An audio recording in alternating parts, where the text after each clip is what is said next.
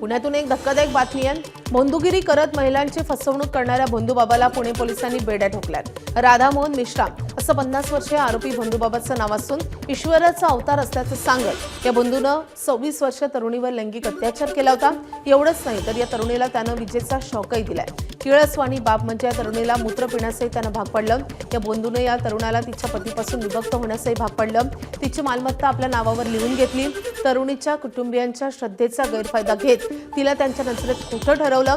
या सगळ्याला कंटाळून अखेर तरुणीनं पोलीस ठाणं गाठलंय आणि त्यानंतर आरोपीवर गुन्हा दाखल झालाय। भोंदूबाबा राधामोहन मेश्राम, त्याचा साथीदार स्वामी कवल नयन याच्यासह 6 महिलांना खराडी पोलिसांनी अटक केली आहे। तर या भोंदूबाबाच्या भुयारी खोलीतून 8 laptop, 11 mobile, 19 hard disk, 29 cassette आणि 23 पेन ड्राईव्ह जप्त करण्यात आले आहेत।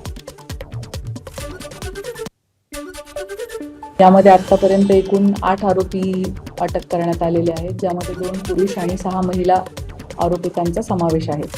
त्याच पद्धतीने आपण अटक ज्या ठिकाणावरून केली त्या ठिकाणाचा सर्च घेतला असता आपल्याला 8 लॅपटॉप्स, 19 हार्ड डिस्क, 10 DVD, त्याच पद्धतीने 9 मोबाईल फोन्स, 20 कॅसेट्स, पेनड्राईव्ह 23 जप्त झालेले आहेत। त्याच पद्धतीने जवळपास 6.5 लाखांपर्यंतच्या रोख रक्कम जप्त झालेली आहे।